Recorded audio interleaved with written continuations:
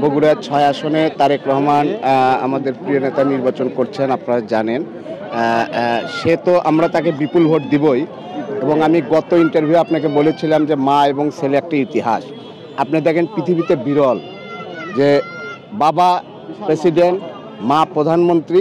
আগামীতে ইনশাল্লাহ আমাদের প্রিয় নেতা তারেক রহমান প্রধানমন্ত্রী হতে যাচ্ছে।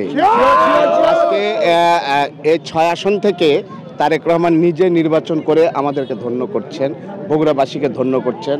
কারণ এই ১৭ বছরের ফ্যাসিস্টের আমলে আমাদের যা উন্নয়ন ছিল, বিএনপি যা উন্নয়ন করেছে, রাস্তাঘাটের উন্নয়ন করেছে, মানুষের সুচিকিৎসার উন্নয়ন করেছে, মা বোনদের গ্যাসের উন্নয়ন করেছে, মানুষের জীবনযাত্রার মান বৃদ্ধি করে দিয়েছে, রাস্তা প্রশস্ত করা থেকে শুরু করে আজকে সেই উন্নয়নগুলো এই ফ্যাসিস্ট ১৭ বছরে কিন্তু এই উন্নয়নকে ব্যাঘাত ঘটিয়েছে। এবং এখানকার উন্নয়ন যেন না হয়, এই শেখ হাসিনা নিজে একনেকে কোনো বিল পাস হতে দেয় নাই। বগুড়ার কোনো কিছু গেলে একনেক থেকে সেটা সরিয়ে দেওয়া হতো। আজকে বগুড়ার চাকরির কোঠা বলেন, যে কোনো কোঠা বলেন, ওই টাঙ্গাইল, ময়মনসিংহ, ওই ফেনীর লোক শেখ হাসিনার বাড়ির লোকজন এসে বগুড়ার নাগরিকত্ব নিয়ে সেই চাকরির কোঠা খেয়েছে। এসব আজকে আমাদের জন্য দুঃখজনক।